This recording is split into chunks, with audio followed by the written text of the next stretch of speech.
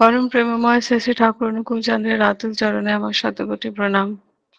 পরমারাধ্যা জগজ্জননী শ্রী শ্রী বড়মা শ্রী চরণে আমার কোটি কোটি প্রণাম। পরম পূজ্যপাদ শ্রী শ্রী বরদা শ্রী চরণে আমার কোটি কোটি প্রণাম।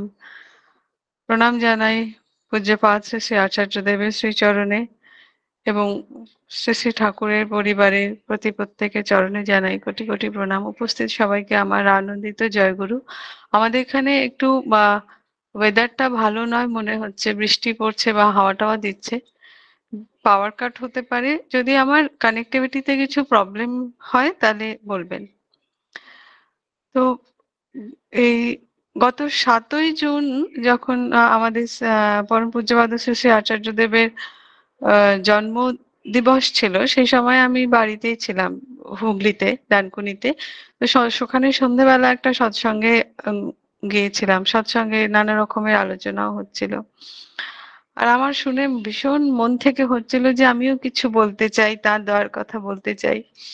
কিন্তু অফলাইনে সৎসঙ্গ, যে সমস্ত সৎসঙ্গগুলো সাধারণত কেন্দ্র মন্দিরগুলোতে হয়, সেখানে মহিলারা বলেন না জেনারেলি, তাদের জন্য মাতৃ সম্মেলন থাকে আলাদা করে। তো আমার খুব ইচ্ছে হচ্ছিল। আর পরদিন সকালবেলায় দেখলাম বিনয়দা আমাকে ফোন করেছিলেন বলবার জন্য যে 9 তারিখে বলার জন্য। তো তিনি আমার মনে হয় দেবদূতের মতো বার্তা নিয়ে এসেছিলেন। আমি সেই দিন অবশ্য, মানে 9 তারিখে আমি ট্রেনে ছিলাম, সেটা ওনাকে বলেছিলাম, কিন্তু ভাবছিলাম যে শ্রী শ্রী ঠাকুরের কি অসীম দয়া, যেন দুবাহু বাড়িয়েই আছেন যে আমরা আমাদের সামান্যটুকু সদিচ্ছা, সামান্য সদিচ্ছাটুকুও যেন পূরণ করবার জন্যে। কিন্তু ইচ্ছাটা মনে হয় সদিচ্ছা হওয়াটা জরুরি। এই আরেকটা ছোট মতো এক্সাম্পল দিই যে আমি আরবিআই থেকে একটা স্কলারশিপের জন্য প্রথমে অ্যাপ্লাই করেছিলাম, তারপরে সিলেক্ট হয়েছিলাম, কিন্তু ওরা বলেছিল যে আমাকে কিছু একটা কাজ করতে হবে। সেই কাজটা ওদের পছন্দ হলে তারপরে ওরা স্কলারশিপের মানি যাই হোক সেটা রিলিজ করবে।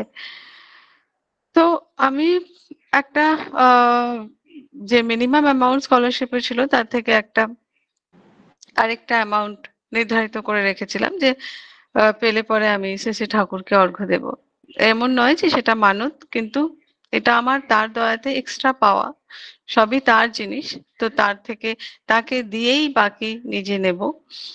তো যেদিনকে আমি এই জুন মাসে ওদের কাছ থেকে ফাইনাল লেটার এলো যে ঠিক আছে স্কলারশিপের মানি ওনারা রিলিজ করবে, তো সেদিনকে আমি বাড়িতে ওদের জিজ্ঞাসা করলাম যে কি করে দিতে পারি।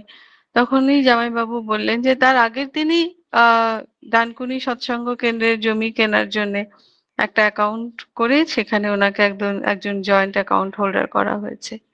আবার তার পরদিন এখানে ভাইজাগে আছেন সুরেশচন্দ্র বোরাদা, তিনি ফোন করলেন যে এরকম ভাইজাগ সৎসঙ্গের রিনোভেশনের আশীর্বাদ হয়েছে, পিঙ্কিদা করেছেন, তার জন্যে আহ দরকার, অর্ঘ্য দরকার। তো আমি দেখলাম যে ব্যাস একটুখানি ইচ্ছাটা থাকলে হয়, বাকি শ্রী শ্রী ঠাকুর সমস্ত কিছু জোগাড় নিজেই দিতে থাকেন। আমরা সবাই নিশ্চয়ই প্রত্যেকে জীবনে অনেকভাবে এইসব জিনিসগুলো উপলব্ধি করি।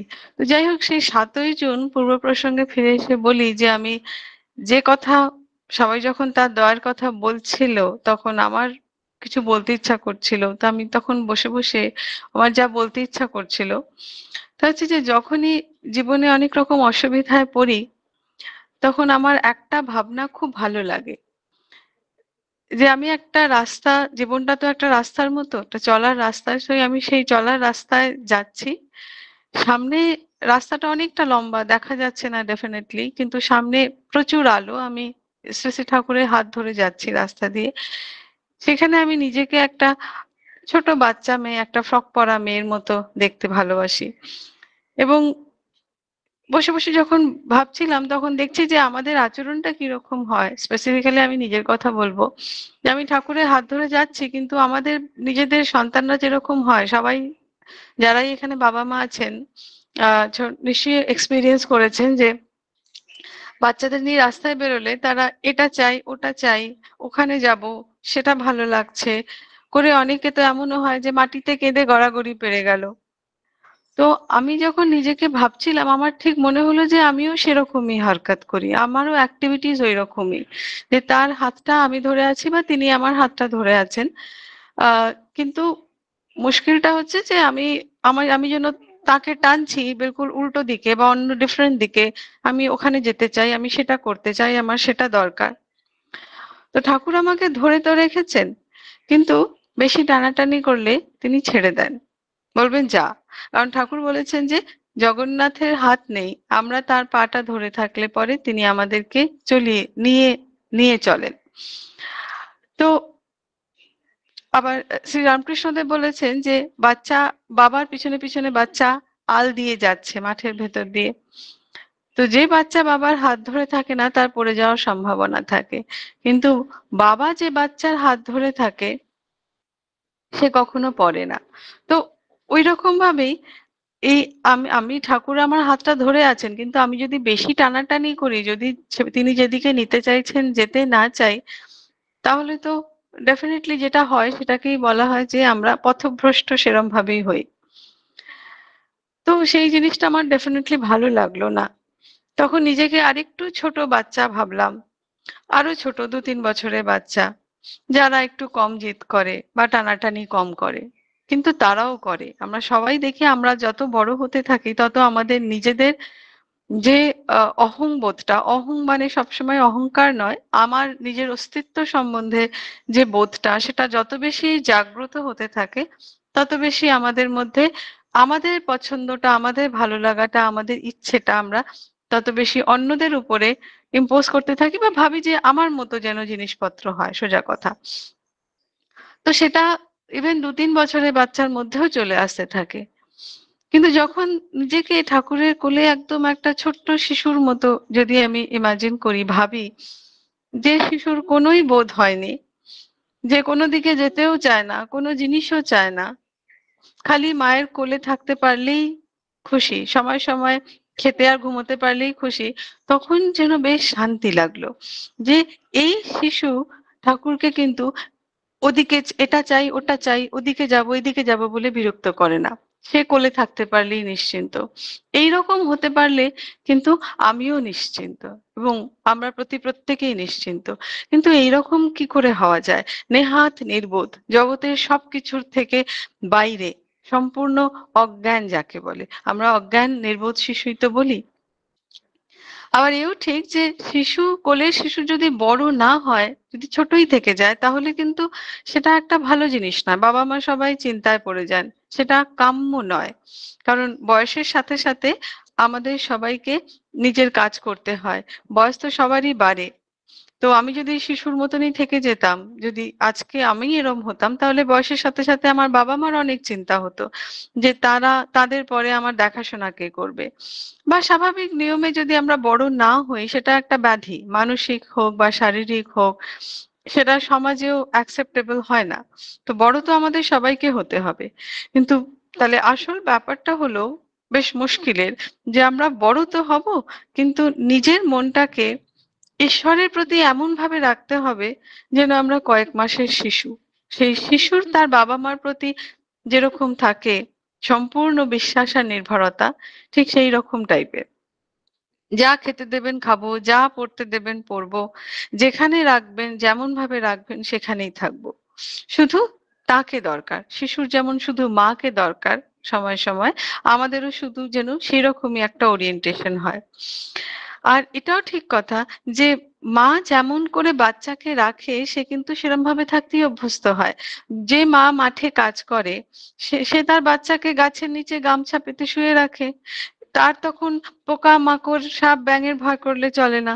ঠিক বাচ্চাও সেরমভাবে অভ্যস্ত হয়। সেও ছোটবেলা থেকে পোকামাকড় মেরে ধরে কামড় খেয়ে বড় হয়। আবার বড়লোকের বাচ্চারা তারা অন্যরকম ভাবে বড় হয়। তারা এসি রুম, শান্ত পরিবেশ ছাড়া তাদের ঘুম হয় না। তার মা তাকে সেভাবেই রেখেছে। তো আমি কোন ঘরে কিরমভাবে জন্ম নেব সে তো আমার প্রারব্ধ কর্ম, আমার মৃত্যুর পূর্ববর্তী মনোভাব এই সমস্ত ডিসাইড করে। এগুলো শ্রী শ্রী ঠাকুরেরই বলা কথা। কিন্তু জন্ম আমি যেখানেই নিই না কেন প্রতি ক্ষেত্রেই থাকে কিন্তু ছোট্ট শিশুর তার মায়ের উপর সম্পূর্ণ নির্ভরতা। এই যেমন আমি এবার যখন ৮ তারিখে আসছিলাম, রাত্রিবেলা আমার ট্রেনটা দেরি ছিল। ১.৫ ঘন্টা মতো সেটা দেরিতে ছাড়লো। তো আমি দেখছিলাম যে আমরা সবাই স্টেশনে বসে, প্রচন্ড গরম সেই সময়। আ গরম লাগছে আমাদের।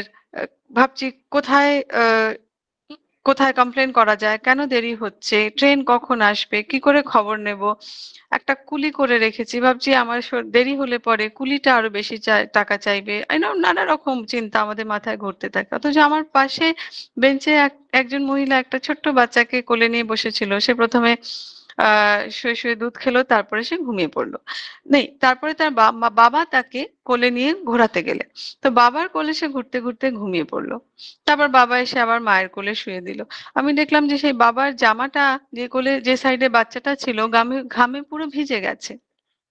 বাচ্চাটারও নিশ্চয়ই শরীর, জামা সব ঘামে ভিজে গেছে। কিন্তু সে হচ্ছে যে নিশ্চিন্তে ঘুমোচ্ছে, যে তার বাবা-মার কোলে সে আছে। তার জীবনে আর কোনো চিন্তা নেই। তো ওই শিশুটাকে দেখে কিন্তু আমার তখন ভীষণ হিংসা হচ্ছিল, যে সত্যি করেই ঐরকম মানসিকতার যদি আমরা হতে পারি।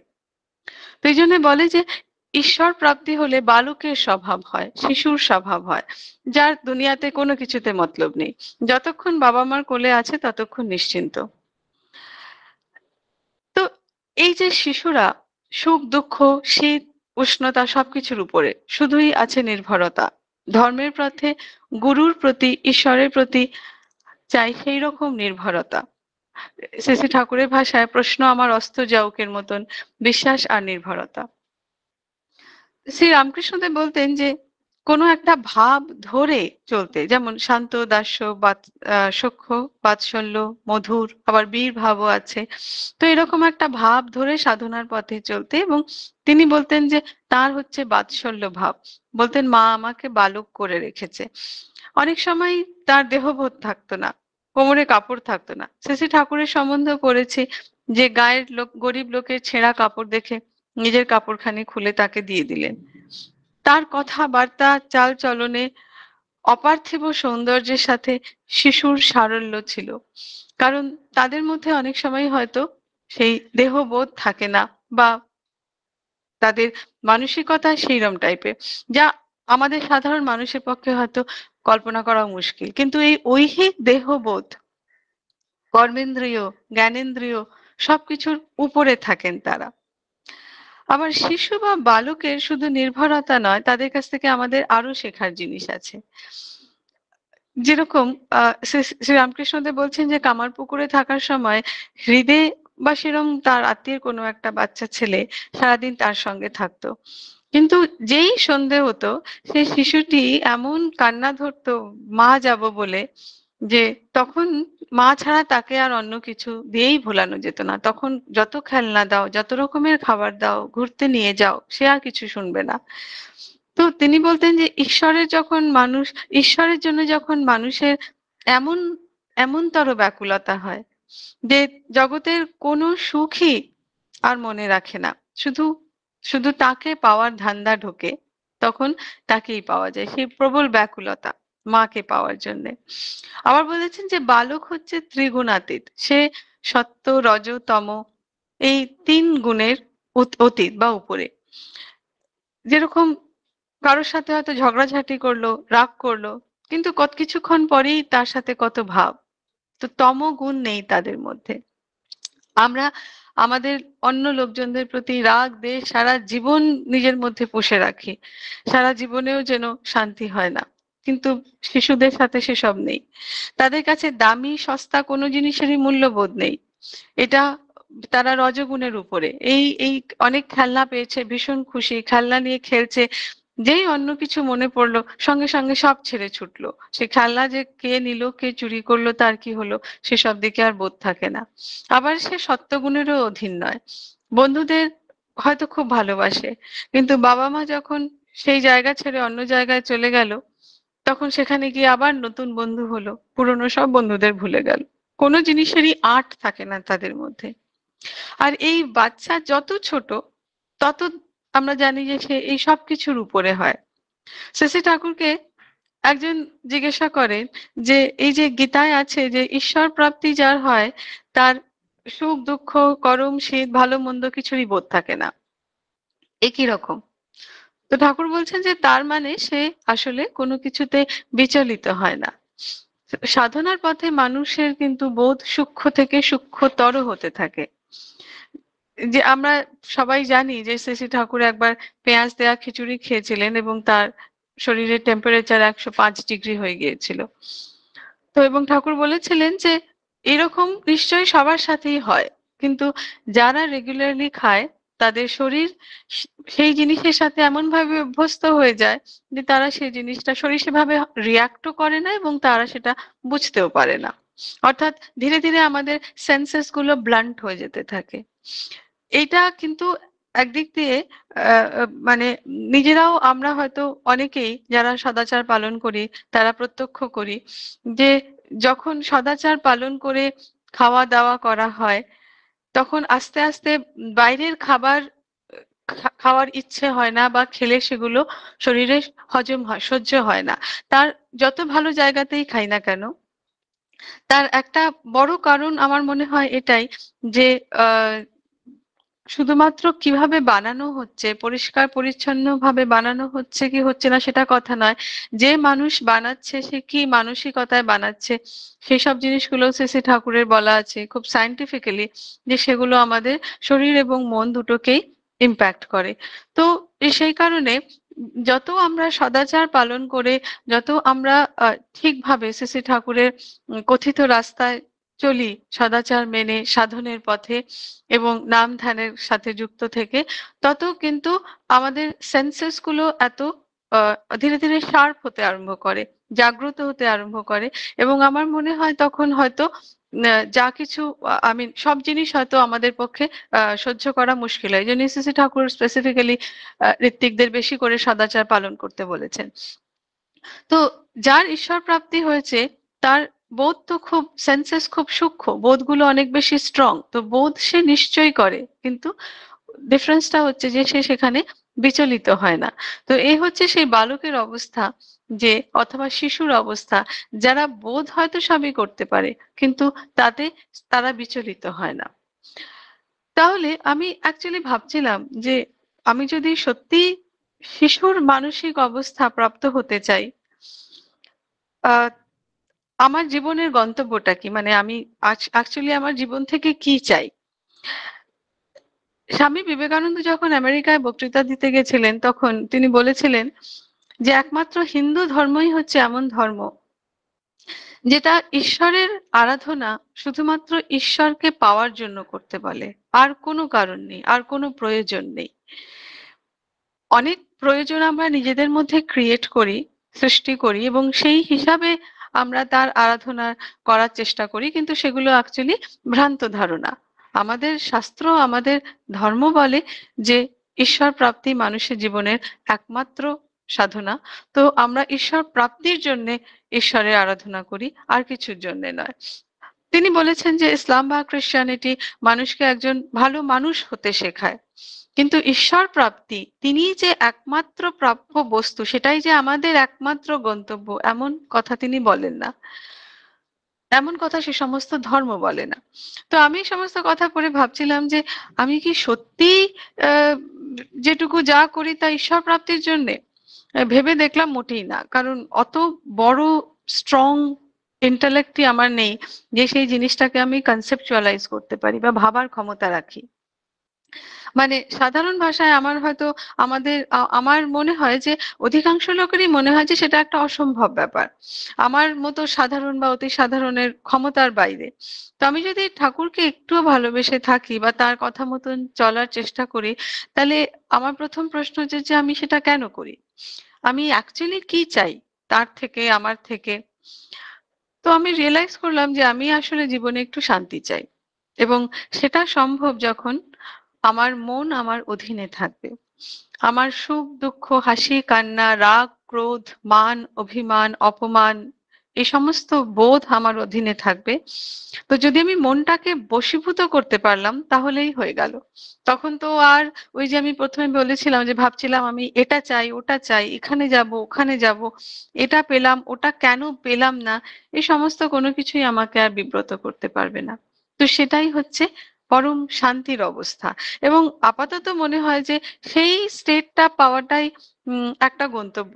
তারপরে না হয় ভেবে দেখা যাবে যে কি করলাম। তো আমাদের শাস্ত্রে আছে যে চক্ষু, কর্ণ, নাসিকা, জিহ্বা, ত্বক এগুলো হচ্ছে ৫ টা জ্ঞানেন্দ্রিয় আমরা সবাই জানি। আর বাক, পানি মানে হাত, পা, পাদ, পায়ু, উপস্থ এই ৫ টা হচ্ছে কর্মেন্দ্রিয়। আর মন হচ্ছে একাদশ বা প্রধান ইন্দ্রিয়। শ্রীমদ্ ভাগবত গীতাতেও বলেছে এইরমই কথা যে আহ ইন্দ্রিয়াণি পরাণ্যাহুর ইন্দ্রিয়েভ্যঃ পরম মনঃ মনসস্তু পরা বুদ্ধিও ইয় বুদ্ধে পরতস্তু সাহা। মানে এই যে পঞ্চ কর্মেন্দ্রিয়, প্রথম লাইনটার মানে হচ্ছে যে পঞ্চ কর্মেন্দ্রিয় অপেক্ষা পঞ্চ জ্ঞানেন্দ্রিয় হচ্ছে সুপিরিয়র বা উচ্চতর। আর এর থেকেও উচ্চ হচ্ছে মন। কিন্তু তারপরে শ্রীকৃষ্ণ বলছেন যে জিতাত্মনঃ প্রশান্তস্য পরমাত্মা সমাহিতঃ শীতোষ্ণ সুখ দুঃখেষু তথা মানাপমানয়োঃ। অর্থাৎ যে নিজের মনকে জয় করে ফেলেছে সে কিন্তু শীত, গ্রীষ্ম, সুখ, দুঃখ, মান, অপমান এই সমস্ততে বিচলিত হয় না। সে সব অবস্থায় প্রশান্তিতে থাকে আর পরমাত্মায় সমাহিত হয় বা তাকে প্রাপ্ত হয়। আর একেই কলিযুগের কল্কি অবতার শ্রী ঠাকুর অনুকূল চন্দ্র বলছেন ঈশ্বর প্রাপ্ত হওয়া। এরকম ভাবে যদি ভাবা যায় তাও জিনিসটা একটা মিনিংফুল বা একটা ডুয়েবল জিনিস বলে মনে হয়। সেটাই আমার যেটা বললাম যে এটা হয়তো আমাদের একটা টেম্পোরারি গোল হতে পারে যে মনকে কন্ট্রোল করা, মনকে বিচলিত না হতে দেওয়া। সেটা একটা করার মতো জিনিস এবং সেইটা করার সাথে সাথে হয়তো অনেকখানি মানুষ ঈশ্বর প্রাপ্তির পথে এগিয়ে যেতে পারে। কারণ যখন আমরা শ্রী শ্রী রামকৃষ্ণদেবের সম্বন্ধে পড়ি যে তিনিও ঈশ্বরের অবতার ছিলেন, তার সমাধি হতো, তিনি সবসময় যেরম ভাবে ঈশ্বরময় হয়ে থাকতেন তাতে আমার মতো মানুষের মনে হয় যে ঈশ্বর প্রাপ্তি ডেফিনেটলি আমাদের পক্ষে সম্ভব নয়, আমাদের আওতার বাইরে। তার তার শিষ্য স্বামী বিবেকানন্দ তিনিও জীবনে প্রবল বৈরাগ্য, দীর্ঘদিন ধ্যানস্থ হয়ে থাকতেন। তিনি অস্বাভাবিক মেধাবী ছিলেন আর ডেফিনেটলি সাধারণ মানুষ ছিলেন না। সুতরাং তাকে দেখেও মনে হয় না যে ঈশ্বর প্রাপ্তি আমাদের পক্ষে সম্ভব হতে পারে। কিন্তু শ্রী শ্রী ঠাকুর এই কঠিন কথা খুব সহজ করে বুঝিয়ে দিলেন। এমন ভাবে বললেন যে ঈশ্বর বা তিনি স্বয়ং অতি সহজ প্রাপ্য। তার উপর অগাধ বিশ্বাস, নির্ভরতা, ভক্তি আর ভালোবাসা। অর্থাৎ সেই বালকের বা শিশুর বোধ নিয়ে তার কাছে নিজেকে সমর্পণ করলে পরেই হয়তো অনেকখানি এগিয়ে যাওয়া যায় তাকে পাওয়ার রাস্তায়। একদিন যখন সকালবেলা খুব মন খারাপ করছিল, সকালে প্রার্থনার পরে যখন সত্যানুসরণ পড়লাম, তখন সেদিনকে সেই জায়গাটাই আমার পড়ার ছিল যেখানে শ্রী শ্রী ঠাকুর বলছেন যে নির্ভর করো আর অদম্য উৎসাহে কাজ করে যাও, লক্ষ্য রেখো তোমা হতে তোমার নিজেরও অন্যের কোনরূপ অমঙ্গল না আসে, দেখবে সৌভাগ্য লক্ষ্মী তোমার ঘরে বাঁধা থাকবে। কথায় আছে বীর ভোগ্যা বসুন্ধরা, তা ঠিক। বিশ্বাস, নির্ভরতা আর আত্মত্যাগ এই তিনটিই বীরত্বের লক্ষণ। তখন মনে হয় যে তিনি প্রতি ক্ষেত্রেই সাথে আছেন। এই কটি লাইন, যে কটি লাইনের সাথে আমরা সবাই যুগ যুগ ধরে পরিচিত, ছোটবেলা থেকে শুনে আসছি, সবাই জানি, কিন্তু ঠিক দিনে ঠিক সময় ঠিক সেই লাইন কটি তিনিই পড়িয়ে দেন। সবকিছু যেন আগে থেকে অ্যারেঞ্জড করে রেখেছেন। তো এই কটি লাইন পড়েই সেদিনকে হঠাৎ করে মনে বল আসলো। পরে আবার আমি একদিন ভাবলাম যে আচ্ছা, সেদিনকে মন খারাপ ছিল, যে লাইনগুলো পড়ে ভালো লেগেছিল আরেকবার পড়ে দেখি। কিন্তু সেদিনকে পড়ে মনে হলো যে ঠিক আছে, এটা তো সারা জীবন ধরে পড়ে এসেছি, এতে বিশেষ কি কথা আছে যে সেদিনকে আমি এত বেশি আহ মনে ভরসা পেলাম, উদ্দীপ্ত হয়ে গেলাম। তখন বুঝি যে সবই হচ্ছে তার খেল। যখন যখন তিনি জীবদ্দশায় ছিলেন তিনি এমন কথা অনেক মানুষকে এমন ভাবে বলতেন যে সেই সামান্য কথা কটি শুনেই হয়তো সেই মানুষ প্রচন্ড উদ্দীপ্ত হয়ে উঠতো, জীবনে মনের মধ্যে শক্তি পেত, যা কিন্তু আমাদের সাধারণ মানুষের পক্ষে হয় না। আমি অনেক কথা অনেক লোককে বলে বেড়াতে পারি, কিন্তু সে সমস্ত কথা সেই মানুষের উপরে সেভাবে ইম্প্যাক্ট করবে না, যেরকম ভাবে শ্রী ঠাকুরের সেই সামান্য কটি কথাই মানুষের উপরে ইম্প্যাক্ট করতো।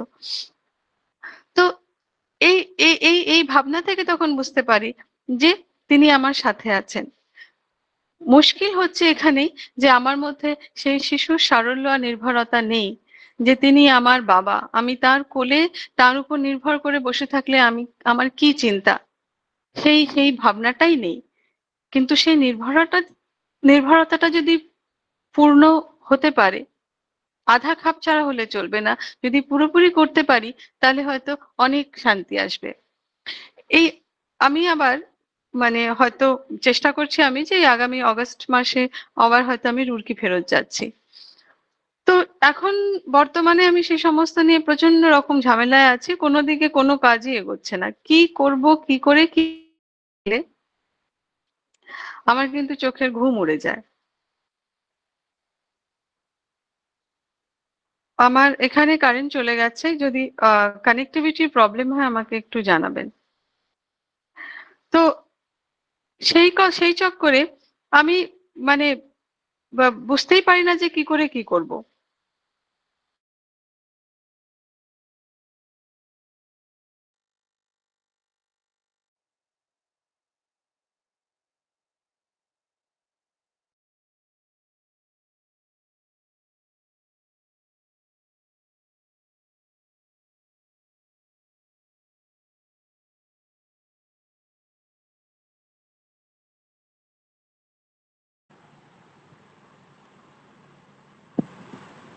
আগে সুজাতা মা, জয়গুরু।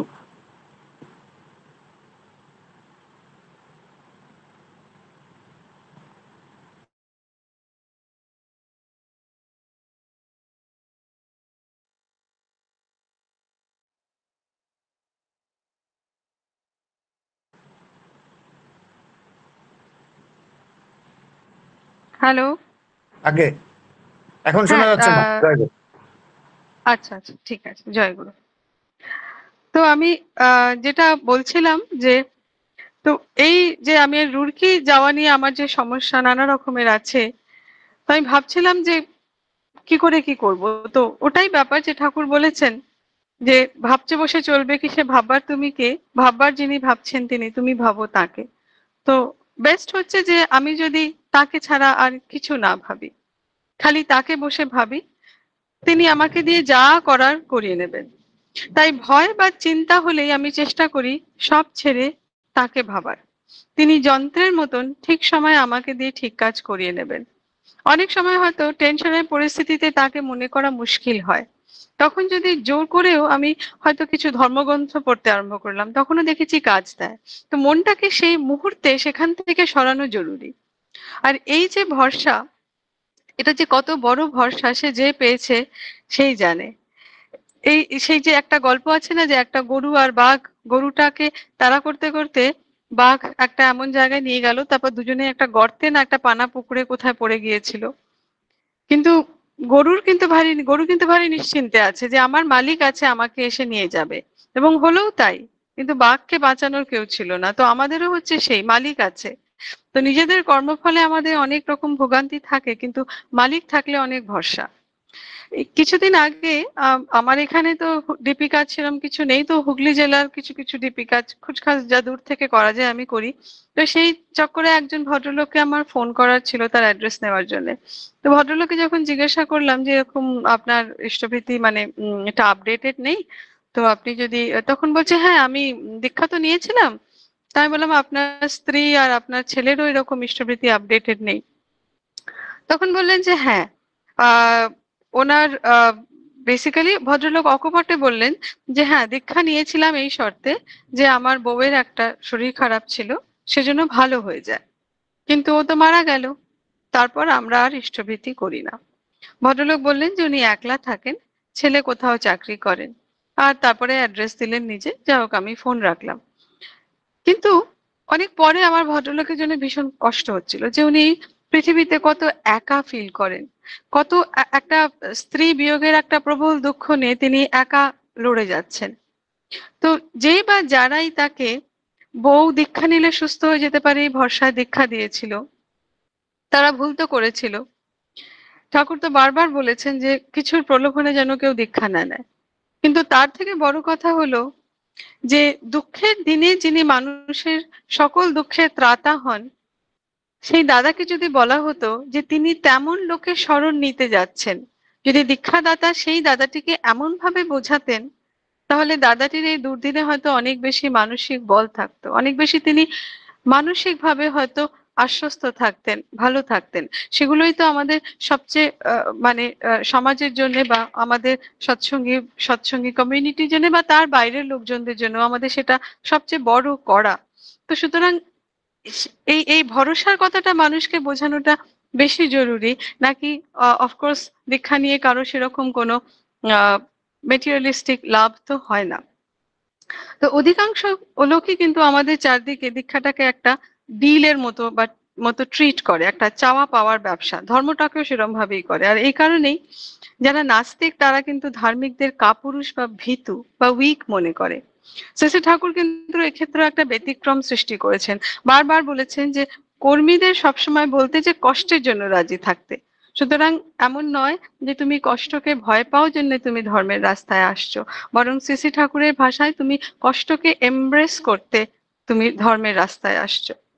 এই কালকেই আমি একজন ভদ্রলোকের কথা শুনছিলাম যে তিনি ডিপি কাজে হুগলি জেলাতে মানে সবার থেকে এগিয়ে আছেন, খুব ইষ্টপ্রাণ মানুষ।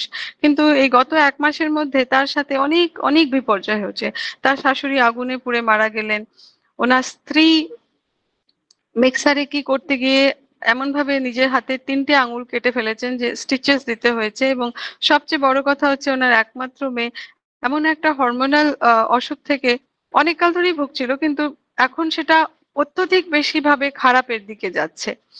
তো এই ইষ্টপ্রাণ মানুষের এত কষ্ট কেন? তিনি নিজেই ঠাকুরের সামনে বসে ওনার মুখ থেকে এটা বেরিয়ে গেছে যে এটা কি হচ্ছে। তো তাই বলে কি কষ্ট হচ্ছে বলেই তিনি ঠাকুরকে ছেড়ে দেবেন? এই মুশকিলের দিনে আশ্চর্যের কথা হচ্ছে যে তিনি একমাত্র ভরসা, যে ঠিকভাবে তাকে ধরেছে সে জানে। তিনি মনে সাহস দেন। তিনি যেখানে ফাল বেঁধানোর সেখানে সূঁচ বেঁধান। শত দুঃখেও এই জন্য তাকে ধরলে মানুষ টিকে থাকে, শান্তি পায়। তো সবার জীবনে অল্প বিস্তর সমস্যা থাকে, কিন্তু তা সত্ত্বেও আমরা যদি তাকে ধরে থাকি তাহলে অনেক বেশি শান্তি, অনেক বেশি ভরসার মধ্যে থেকে যাব। আহ এই এই আমি নিজে একটা ছোট্ট কথা বলেই শেষ করি যে গত মে মাসেই আমি তিরুপতি গেছিলাম। তো অ্যাজ সাচ আমার যাওয়ার কোনো প্ল্যান ছিল না, কিন্তু আমার যেরকম ভাবে জিনিসটা হলো তাতে মনে হলো যে সেই প্ল্যানটাও যেন আগে থেকে বানিয়ে রেখেছিলেন, সেজন্যই আমার যাওয়া হলো। আমি নিজে চেষ্টা করে ইচ্ছা করে কিছুই করিনি। তো সেই মে মাসে তিরুপতিতে প্রচন্ড গরম, তাপমাত্রা 43 ডিগ্রি 45 ডিগ্রি। আমিও সেরকম ভাবে মানসিক প্রস্তুতি নিয়ে গেছিলাম, কিন্তু ওইখানে যেদিন পৌঁছালাম সেদিনকেও প্রচন্ড গরম। এবার দুপুর 12টা নাগাদ আমরা নিচে থেকে বাসে করে চড়তে আরম্ভ করলাম তিরুমালা পাহাড়। রাস্তাতে একটু একটু বৃষ্টি আরম্ভ হলো। বাই দ্য টাইম আমি উপরে পৌঁছেছি মুষলধারে বৃষ্টি হচ্ছে, এবং 1 ঘন্টা ধরে এমন বৃষ্টি হলো যতক্ষণ না পৃথিবী ঠান্ডা হলো। তার চক্করে আমি ভিড়ও পেলাম না। হালকা ভিজেছিলাম, কিন্তু আমাদের বৃষ্টি সেরকম ভাবে কোনো ক্ষতি করতে পারেনি। প্রচন্ড ভালো ওয়েদার ছিল। 1:30টার সময় যখন লাইন ছিল না, দৌড়ে অনেকখানি চলে গেলাম, কিন্তু খিদে পাচ্ছে আর ভাবছি যে আজকে তো 4:30টার আগে খাবারও পাবো না। সেই সময় একটা ওয়েটিং হলে গিয়ে দেখি খাবার অন্নপ্রসাদ দিচ্ছে। তখন সেই অন্নপ্রসাদ খেলাম। সেখানে আমরা 1-1.5 ঘন্টা বসেছিলাম, কিন্তু সেদিনকে ঠাকুরের লীলা প্রত্যক্ষ করে আমি যেন আর কথাই বলতে পারছিলাম না, যে সবকিছু যেন তিনি আমার মতো করে, আমার যাতে কষ্ট না হয় সেই হিসাবে তিনি যেন অ্যারেঞ্জ করে রেখেছেন। সুতরাং তাকে বেসিক্যালি এই সমস্ত এমন একটা আনন্দ দেয় যে এই সমস্ত আনন্দ কিন্তু একটা আলাদা রকমের কেক। এতেই জীবনের সার্থকতা। মরে গিয়ে কোথায় যাব কি হব জানি না, কিন্তু অন্তত এই জন্মে এই আনন্দের একটা আলাদাই সুখ আছে। তো আমি প্রতি ক্ষেত্রেই দেখেছি যে আমার জীবনে সমস্যা ঝড়ঝঞ্ঝাট আছেই, হয়তো কারোর থেকে কম কারোর থেকে বেশি, কিন্তু সবকিছু শেষে রিয়েলাইজ করি যে সবকিছুর পিছনে একটা কার্যকারণ সঙ্গতি আছে, আর সেখানে তিনি আমাকে যন্ত্রের মতো চালিয়ে নিয়ে চলেছেন। এই ওই যে আমি গীতা শ্লোকটা আমি বারবার বলি যে ঈশ্বর সর্বভূতানাম হৃদয়ে অর্জুন তিষ্ঠতি ব্রাহ্মণ সর্বভূতানি যন্ত্ররূঢ়ানি মায়া। যাই হোক, এই বলে আমি আমার বক্তব্য শেষ করছি। উপস্থিত সবাই জানাই আনন্দিত জয়গুরু, সবাই ভালো থাকবেন। শ্রী শ্রী ঠাকুরের আতুল চরণে মন দিয়ে আমরা যত চলতে পারবো তত ভালো থাকবো। জয়গুরু।